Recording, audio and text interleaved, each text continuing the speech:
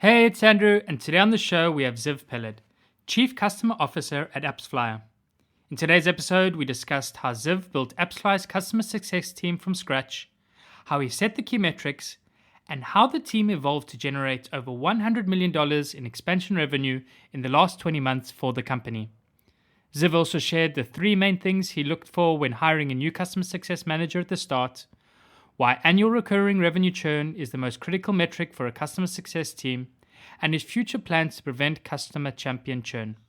As usual, I'm excited to hear what you think of this episode, and if you have any feedback, I would love to hear from you.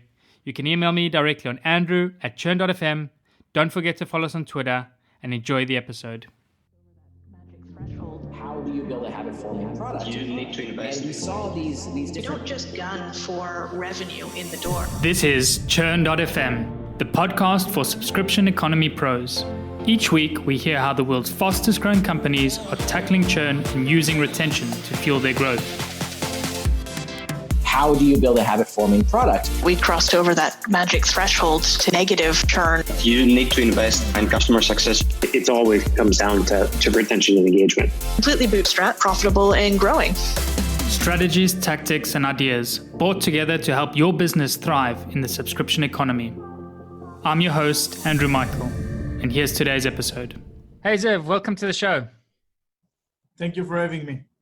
It's a pleasure. It's great to have you today. For listeners, Ziv is the Chief Customer Officer at AppsFlyer. AppsFlyer is the global leader in mobile attribution and marketing analytics, who recently announced they received a massive $210 million Series D investment. Ziv has experienced the rapid growth of AppsFlyer over the last 6.5 years, where he started out as a senior customer success manager. So my first question for you, Ziv, is, as the Chief Customer Officer at AppsFlyer, what are you accountable for and where do you focus your time? Thank you. That's a great question. So our main goal, customer success managers in AppsFlyer are doing anything that is related to customers from pre-sales until a customer, God forbid, churns. And we emphasize on two main things. One is delivering value, and the second one is building long-term relationships. Okay, and talk me through the pre-sales concept a little bit. So customer success starts working with a customer before the sales team starts working with him? No. So we when we started very early on, we believed that customer success should be one role. And back in the day when we started, we believed that customers should only know two main people in our organization. It's the sales manager, the sales director, and the customer success manager.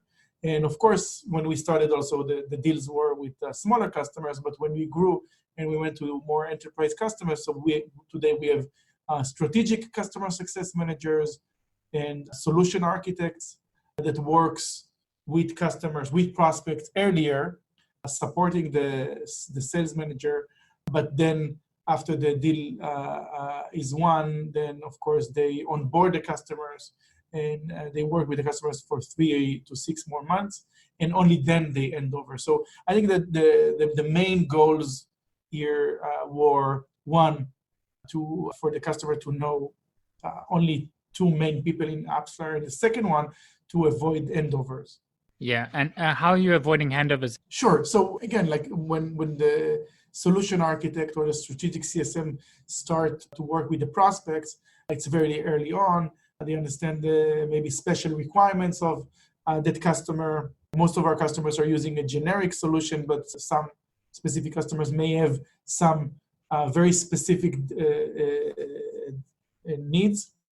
And then it's much easier for those solution architects to start developing relationships and understand the requirements very early on, and then, of course, onboard these customers to the best successful onboarding ever. Yeah, okay, that makes sense. And then just going back as well a little bit. So we said like you've been now with AppsFlyer for 6.5 years. I think just before the call, you mentioned to me that you were hire number 7 and the first from the customer success team. Is that correct? Correct. So maybe you want to explain to us a little bit about the progression and how things have changed up in customer success at AppsFlyer. So maybe you can start off like, what was it like in those first 6 to 12 months coming into customer success and starting to set up? What was the focus? What were you working on? And what did the team look like? So it was very unique. We started as two customer success managers, and we did both support and customer success. And we, again, without even understanding, in the first 2 years, we didn't even hire a sales team, and we had a great inbound demand for our solution. So we were actually inbound sales managers, and we would just take leads and convert them via and then follow-up calls. It was very natural. So customers knew that they need this solution. There were 2 or 3 players. They spoke to us. They had a very genuine demo. We listened. I think that one of the major points for our success in the early days is we really listened to our customers very, very early on. And I think the magic happened after that. Like, we converted the customer to start using us, and then the same person immediately worked with them as their CSM, knew them from the early days. And then I think that because of our space is that some of those companies grew up very fast, and we grew up with them because also, again, the business model, the pricing model here worked for growth, and then, of course, we grew with our customers. You grew with them. Yeah, so it sounds like one, that you were very busy in the early days, obviously, handling sort of support success and then inbound sales as well. It's interesting sort of that you say that it really worked is having that single person, single contact, starting out more in like a customer success, but then doing inbound sales as a result, and then having that continuation with the customer. What was then the progression like? So you were starting out with 2 of you, then like what was the next like sort of hurdle that you needed to climb, and you realized, okay, we need more people, we need help, we need specialization or focus? Where did you go from there? Yeah, so 2 months in, my CEO comes to me and he handed over the team and asked me to start hiring. I asked how many people to hire, and he said, just hire. And in the beginning, we hired mainly in Israel, and we started to hire people with different, of course, speaking different languages. And then we started our first APAC office in Bangkok and our first US office in San Francisco.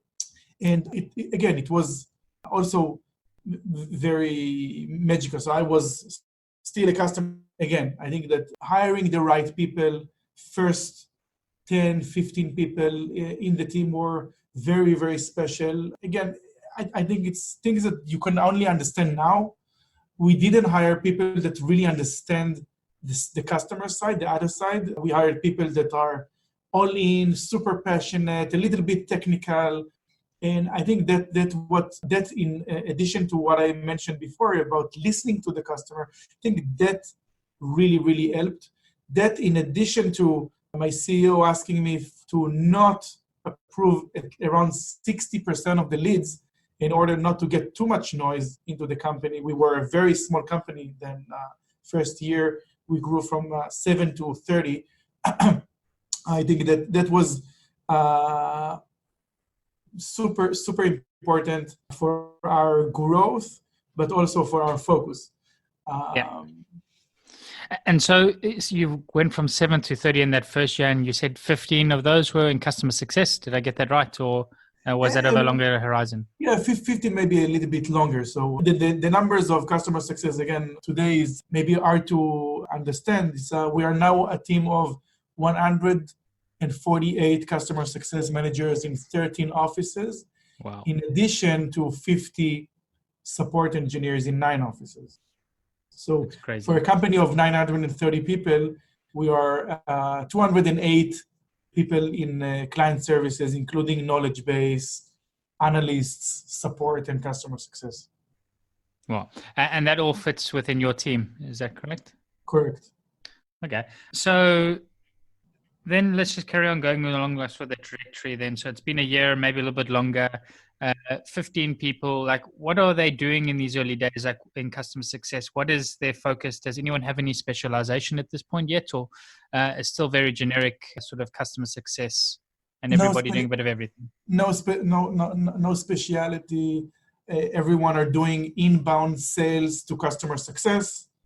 Everyone comes in the morning, they triage leads, they take ownership on leads, they start with it to engage with them.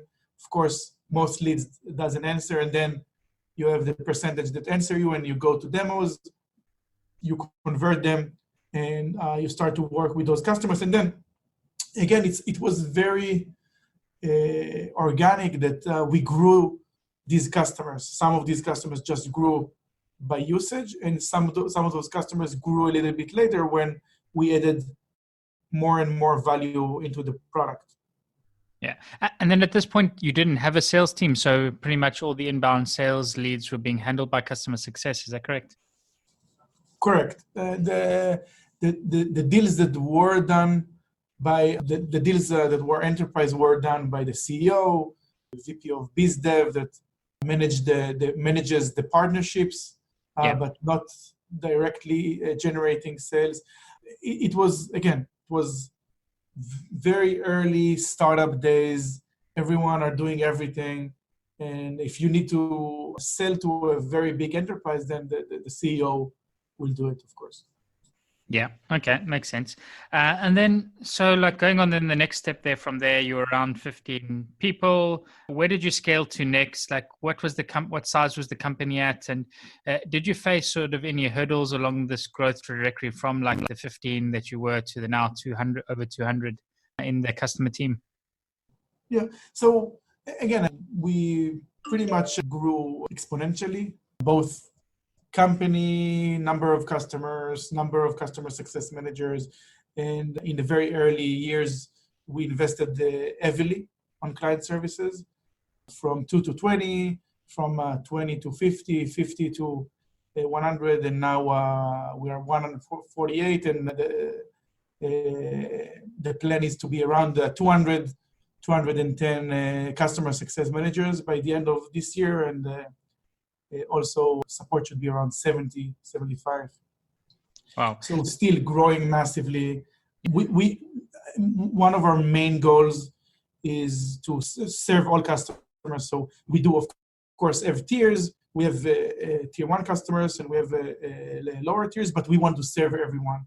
And we have different techniques. Today, we have a customer engagement team that is handling more of the long tail of customers. But even there's a very important emphasis on understanding the customers that needs more investment, that we can, of course, grow them later. Yeah. And through this journey, then you've done like obviously. What are some of the main things that you're looking for in a candidate for customer success at the different phases? Let's say like somebody you were looking for in the first year versus somebody you're looking for today. What are the strengths that you're looking for in these candidates?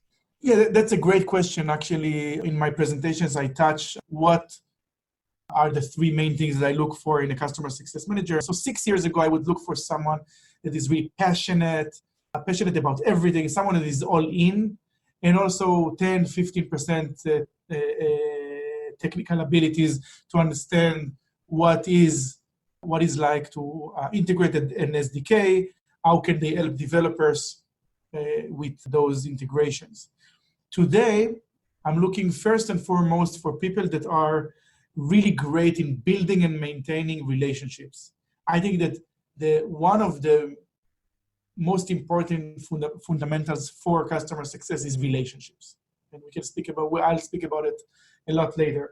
Second thing, I'm still looking for people that are super passionate about helping customers.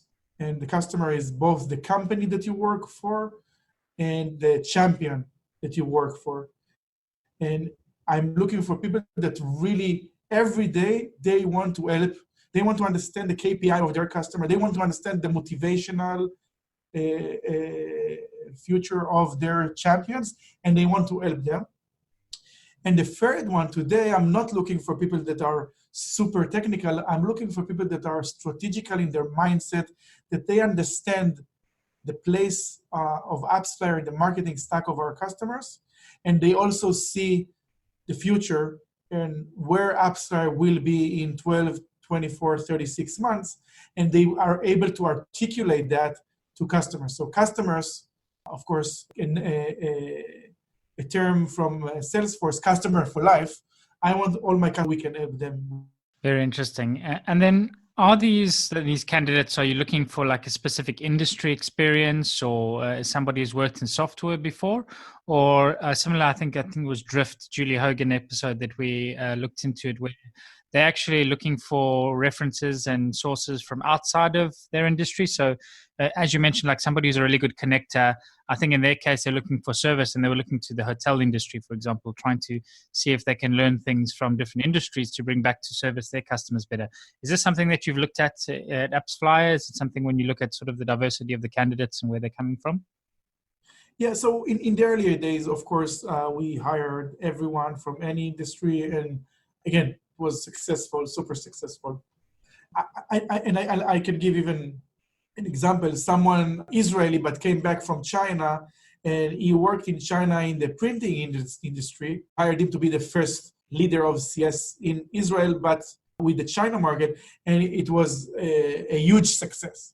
Today, of course, we are hiring people that are more around marketing. Maybe they've been an advertiser, maybe they worked in a publisher, maybe they worked in an agency, maybe not in the first ring of advertising, but maybe in the second ring, with mobile experience, no mobile experience. Again, we interview everyone, and one of the things that I really like to do, like 25% of my time for hiring, I will do opportunistic interviews.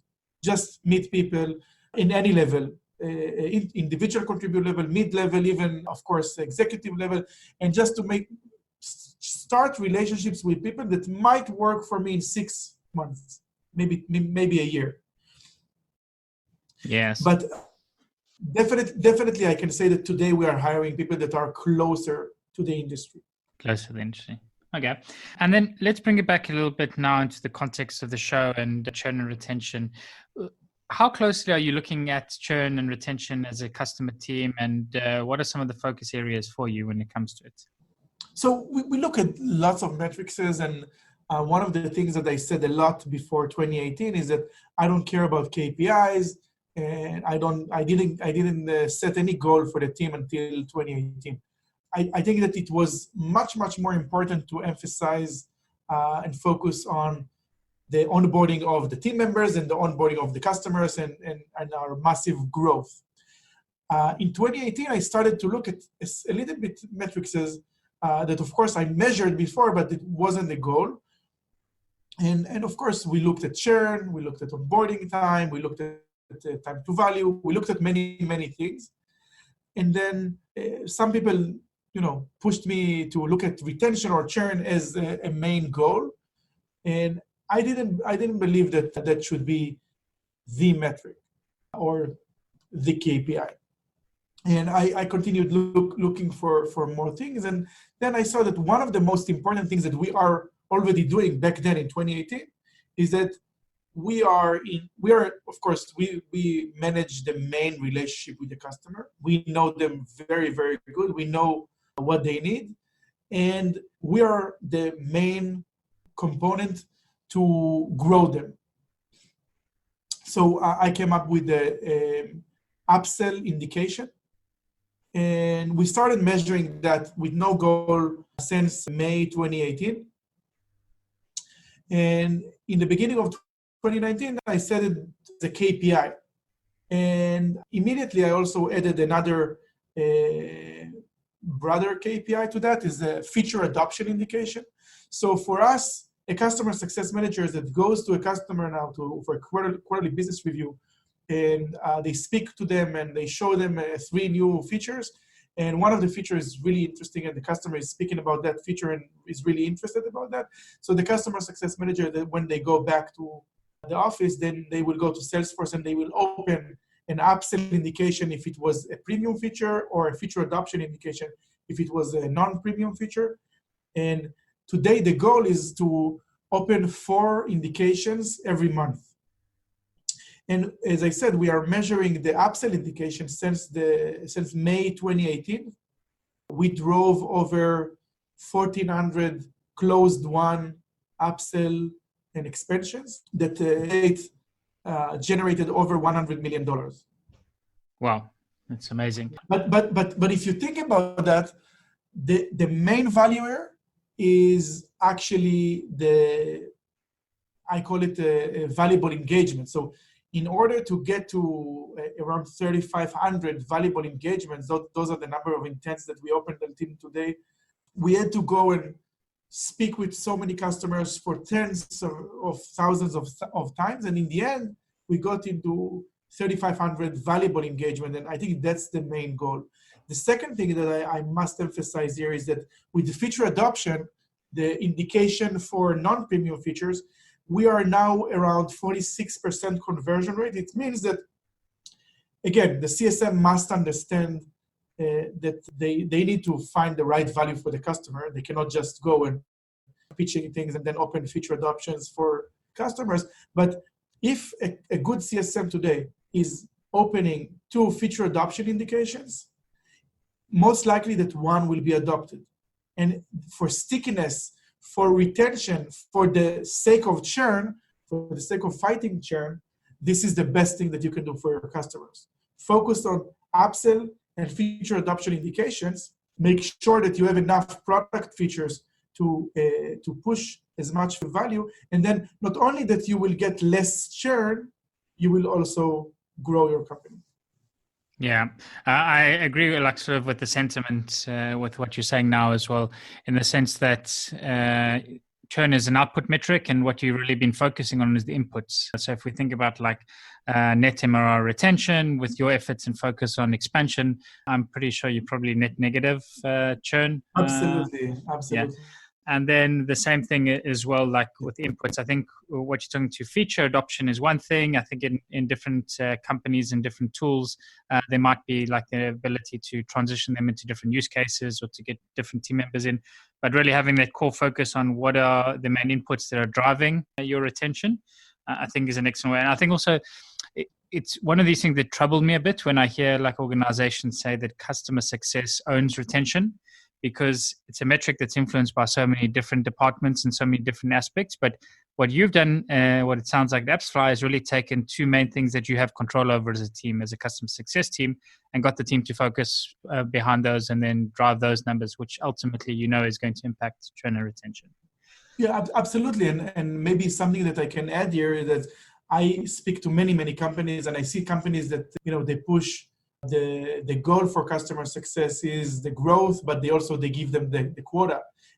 And if you think about the book of business of a customer success manager, in average managing, let's say 30 accounts, and then when they go and meet one of those customers and they try to upsell them, of course, for a premium feature because they want to generate more revenue, then that customer says that they don't have budget for the next 6 months. So of course the immediate thing is that customer is getting a much lower priority for that CSM. So the CSM is not focused on their entire portfolio. For us, and the metric and the goal that we set is that customer success manager doesn't care that customer doesn't have budgets. They will go and push them to use one of our 25 non-premium features, which if you think about that customer 6 months, 12 months later, they can, raise $50 million, and then I can promise you that they will remember that CSM that was pushing them on value all the time, and actually that's raising the trusted advisor in them, and then of course develop the relationship. Yeah, I think this is also one of those sort of challenges with customer success a lot of the times is a lot of people want to see what's the ROI and how do we measure it and how can we ensure that it's sort of paying for itself. But when you say like some of these things have longer term horizons, and it might not even be that this company raises the 50 million, maybe this person leaves the company, joins another company and remembers AppsFlyer for it. So Absolutely. This is absolutely one of our growth arms. People that are joining new companies and they are our best advocates and they want AppsFlyer and they want same service, same platform. So again, it's not only by service, it's not only by customer success. You have to have a great product, to have a great investment in product and innovation. But again, I can take some of the credit. Yeah. And then was there any point in like the last 6.5 years where the company was a little bit concerned with churn and retention? If yes, like what was some of the conversations that were happening within the company? What were some of the organizational changes that were happening to try and combat it? Yeah, again, I think because of many aspects. So we are a mission critical product. So our customers must use our product every day. I think that's a crucial point for why customer success is so important in AppsFlyer and why it's so successful. And I think that aspect with many different other aspects and our great success is leading that we don't have a lot of churn. So our churn throughout the years was very low, below 5% ARR. Yeah. Okay. So it was never any sort of a thing that raised alarms internally that said, okay, we need to sort of start focusing on this now and see what we can do.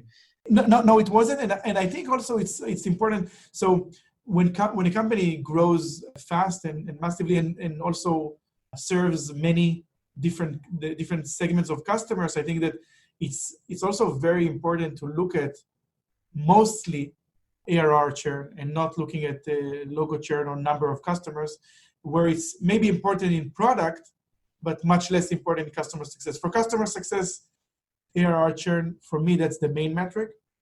And it's also very important. And, I have an ops team of 8 people, and I always emphasize to them is that I don't want to see churn by itself as a metric. I must see it as a voluntary and non-voluntary. And involuntary, I want to see the reason.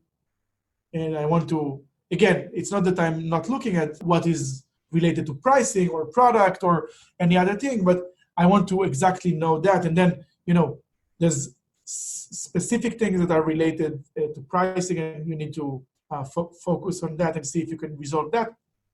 Specific things for product. And then there's things that we need to understand. Did we handle that good enough? Was it bad service?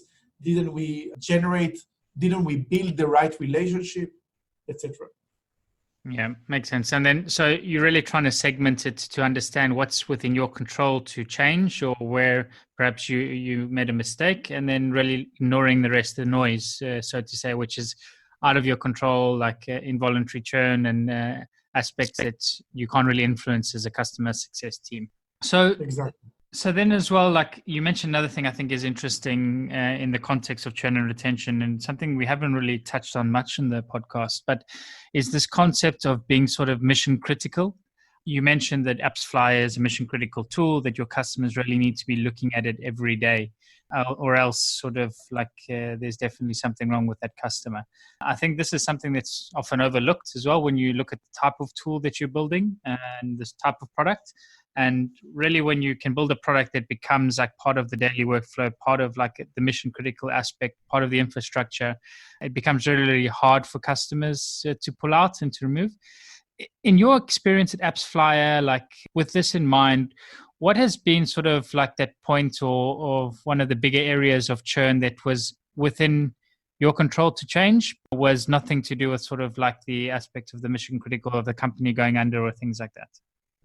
Yeah, so again, like the mission critical, I think that it's mostly making the work of the system, as I said, much more important, but also it makes our lives much easier. So think about a product that the customer needs to use only once a month. There may be something that is solving something for salaries. And then I think that the work of the system will be much, much harder. But for your question, I think that some of the churn that we saw that was very complex, and it was on us, but it was very complex, and I'm going to touch it a lot this year in discussions, is that when we handled the big customers, when we had relationships with many, many people, and we didn't really fully understood who is the decision maker, who is influencing the decision. And also, I think that one of the biggest problems in B2B SaaS is that satisfaction. I don't think that there's a really good solution to understand satisfaction of customers. So there are tools for NPS and CSAT, but then you only understand the status of the customers that answered. You don't understand the status of customers that didn't answer. And if you work with 20 people in a big customer and only 3 answered, and they are not the influencers or decision makers, and they actually are your biggest promoters, you won't know you have a problem. Yeah, that makes a lot of sense. And what are you doing then to try and sort this out this year? Like, what are some of the things that you're thinking about doing, and how are you keeping track of these champions within the companies? Yeah, so our next big thing that we are releasing internally, we are developing currently in Salesforce a new object that is going to manage everything that is related to the relationship. And when I'm saying relationship, I mean, think about a very big customer of AppsFlyer. If you go to the contact object in Salesforce, you'll see around 200 contacts, and it's lots of noise. It's not clean. Some of those people are not in the company. Some of those people are not relevant.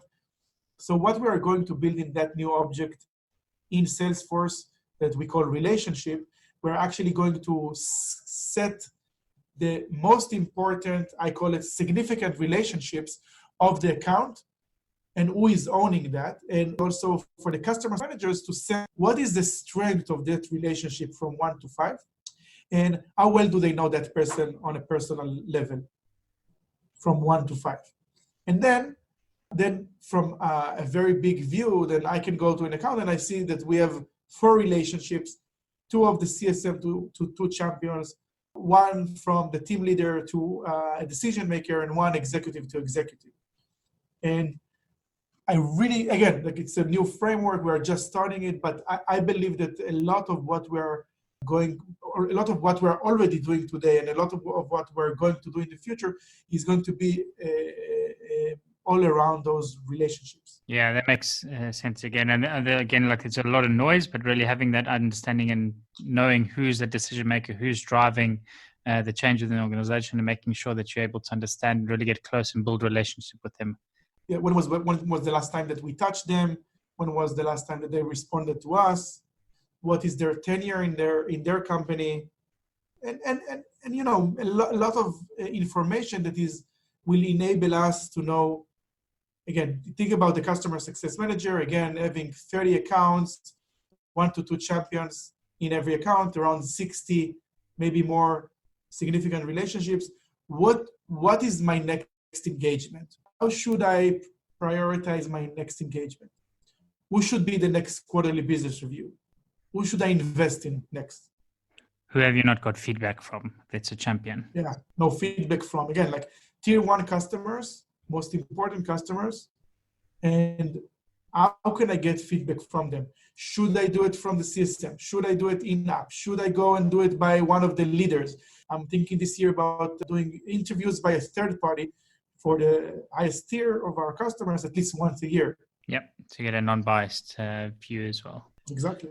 And by the way, this will also be limited because you know, some percentage of those interviews you are going to interview someone that you don't know yet, but they are going to leave the company in the next 2 months, and then that interview, that feedback, that satisfaction is going to be, the value of it is going to be limited. Yeah, that makes a lot of sense. And I think we talked about this a lot when the customer champion leaves, with the average tenure as well, specifically in software companies, like being 18, 24, 36 months at the most. You have a lot of this internal champion churn all the time. So what you're saying, I think like the efforts that you're putting in as well, like they have diminishing returns like over time as well, just due to the fact that these people are going to leave where they're at. So Ziv, like there's one question. By the way, on that point, the worst thing there is that the new champion that you are getting, in some cases, they are the advocate of the of your competitor. Yeah. Exactly. It's a sales opportunity as well when the champion leaves the company. So it's not only that they left the company, but they're also going somewhere else. They were happy with your product solution before. Oh, absolutely. How can you sell into them? So one question I ask everyone that joins the show, and I'm interested to hear your thoughts on this as well, is let's imagine a hypothetical scenario now that you've decided to join a new company and you arrive at this company and churn and retention is not doing great at all. The CEO has asked you and has tasked you to try and turn things around and is looking to try and get some results in the first 90 days. What would be some of your key activities that you would do within that time to try and turn around and get some results for the company? Yeah, I think the imminent thing that you must do in those 90 days is first understand your product. What are the jobs to be done by your users, the users that are using your product? Go and understand what are the basic desired outcomes that the majority of your customers wants to achieve. Go and make sure if they achieve that, what are the reasons for churn after customers have, of course, got the desired outcomes. And then I think it's, from all that information, I can understand maybe the next steps. But I think that the main thing you need to understand is jobs to be done, who is using it, are they getting the desired outcomes, and then what's next. You would spend most of the time really just trying to understand how you can influence what your customers are looking to try and achieve with your product. And then from that would drive some of the key actions that you would start working with your success team or with the company to implement and make sure you're adding value and helping your customers. Yeah, and it can be also many other reasons. I think that it depends also if it's 30% churn or 10% churn that CEO wants to fix. But if it's 30%, then I will definitely go to this route and understand if we are fulfilling the desired outcomes of those customers. If it's 10%, then you need to go and look for other things. Are sales maximizing the deals? Maybe the churn is just because customers are getting value, but in the end of the year, they realize it's too expensive. Yep. This analysis is of the data, but I would go with number one, to understand the desired outcomes of these customers and making sure that they are really getting those desired outcomes. When a company understands the main desired outcome from their product, and most of those customers get that desired outcomes, most renewals will work even automatic. Yeah.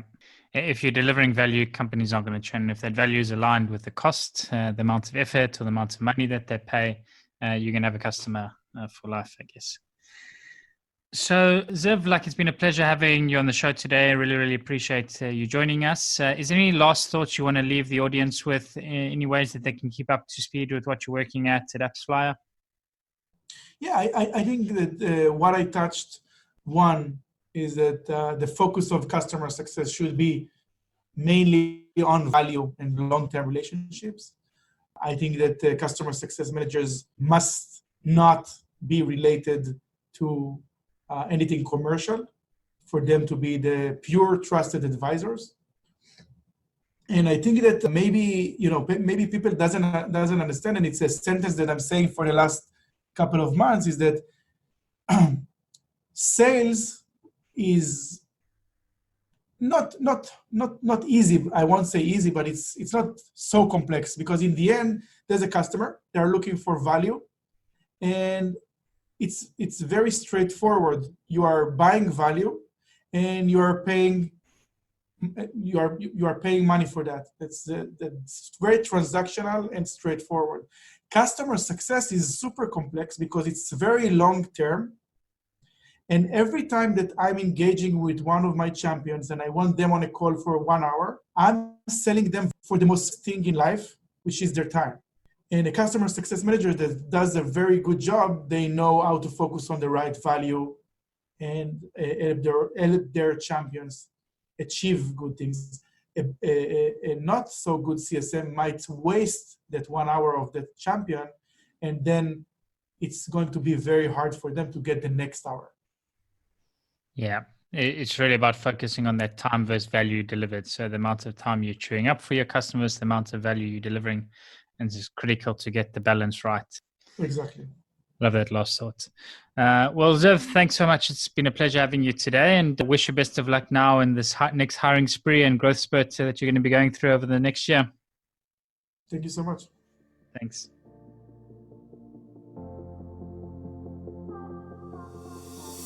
And that's a wrap for the show today with me, Andrew Michael. I really hope you enjoyed it and you're able to pull out something valuable for your business. To keep up to date with CHURN.fm and be notified about new episodes, blog posts, and more, subscribe to our mailing list by visiting CHURN.fm. Also, don't forget to subscribe to our show on iTunes, Google Play, or wherever you listen to your podcasts. If you have any feedback, good or bad, I would love to hear from you, and you can provide your blunt, direct feedback by sending it to andrew@churn.fm. Lastly, but most importantly, if you enjoyed this episode, please share it and leave a review, as it really helps get the word out and grow the community. Thanks again for listening. See you again next week.